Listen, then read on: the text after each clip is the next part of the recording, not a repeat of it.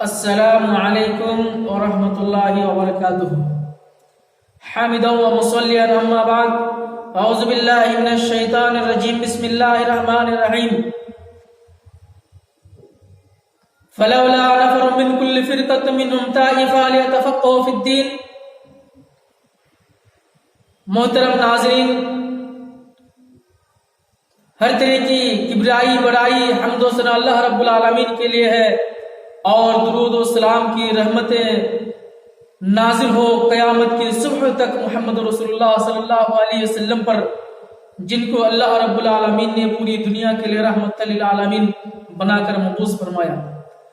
دوستو، اللہ رب العالمین کے نبی جناب محمد رسول اللہ صلی اللہ تعالی علیہ وسلم نے ارشاد فرمایا، کلکم راع و کلکم مسئول عن رعیتہ، کہ قیامت کے دن ہر ایسے گارجن جس کے اوپر ذمہ داری ہے، ایک باپ ہونے کے ناطے اپنے گھر کی ذمہ داری ہے، ایک باپ ہونے کے ناطے اس پر بیوی کا، اپنے بیٹی کا، بیٹا کا، اپنے پریوار کی کوئی ذمہ داری ہے۔ ایک سماج کے ذمہ دار ہونے کے ناطے منڈل، سردار اور خطیب، اور ایک ذمہ دار ہونے کے ناطے ان پر ایک ذمہ داری ہے۔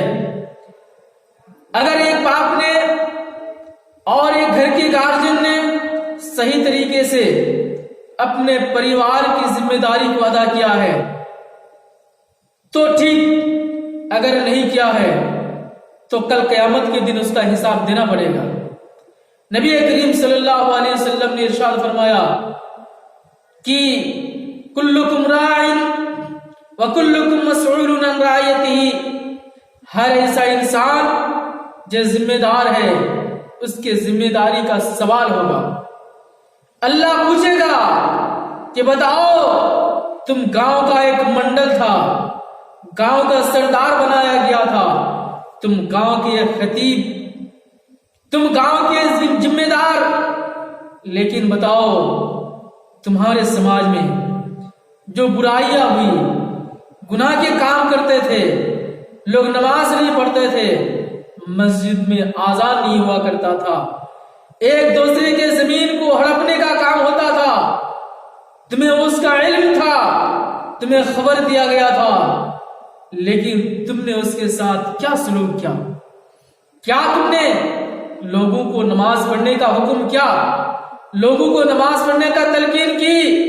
کیا تم نے لوگوں کو روزہ رکھنے کے لیے کہا کہ اللہ نے روزہ کو فرض کیا ہے، 1 مہینہ کی روزہ مسلسل رکھنا ہے؟ کیا تم نے لوگوں کو اچھائی کی طرف بلایا، اچھے کام کا حکم دیا اور برے کام سے روکا؟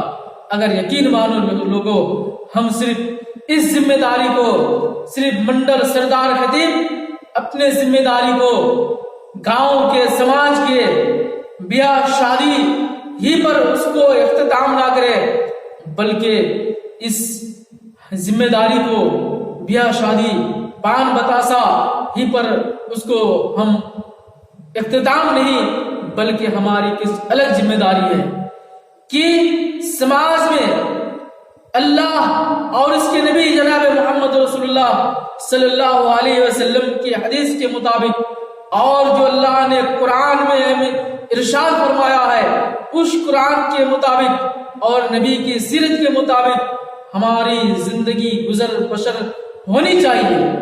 صرف لوگوں، ایسا نہیں کہ ہم منڈل بنے ہیں، ہمارے سماج کے لوگ عیاشی میں، شرابی میں، نشہ میں، چرس میں، گانجے میں اور نہ جانے کن کن برائیوں میں ملوث ہے، لیکن ہمارے زبان سے ایک آواز نہیں نکلتی ہے، ہم اس کو روکنے کا کام نہیں کرتے ہیں۔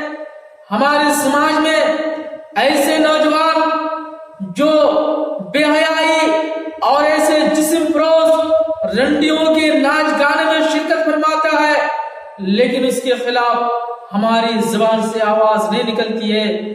اگر ہم نے اسے روکنے کا کام نہیں کیا، کل قیامت کے دن آپ کو اس کا حساب دینا پڑے گا، اور پھر ایسا نہ ہو جائے کہ اللہ رب العالمین کا ایسا حکم نہ ہو کہ ہمیں منہ کے بل کے سڑکتے ہوئے اللہ جہنم میں گرا دے۔ دوستو اس لیے آپ یہ شریعت کو مذاق بنا لیجئے۔ اللہ رب العالمین نے انسان کی جو تخلیق فرمائی ہے اللہ کی عبادت اور اس کی پرستش کے لیے ہے۔ اللہ کے حکم کے مطابق ہمیں زندگی بشر کرنا ہے، زندگی گزارنا ہے۔ اللہ رب العالمین سے دعا ہے کہ اللہ رب العالمین ہم تمام ذمہ دار کو، جو گاؤں کے منڈل، گاؤں کے سردار، گاؤں کے خطیب اور جو بھی ذمہ دار ہیں، گھر کے ذمہ دار، باپ ہو، بھائی ہو، ماں ہو، جو بھی گھر کے ذمہ دار ہیں، ہر ایک ذمہ دار ہیں۔ دوستو اس لیے اپنے ذمہ داری کو بخوبی انجام دینے کا کوشش کریں اور اللہ سے دعا کریں کہ اللہ رب العالمین ہمیں اس انجام کو صحیح طریقے سے ادا کرنے کا توفیق عطا فرمائے۔ آمین۔ وصلی اللہ علی نبینا محمد وسلم۔ السلام علیکم۔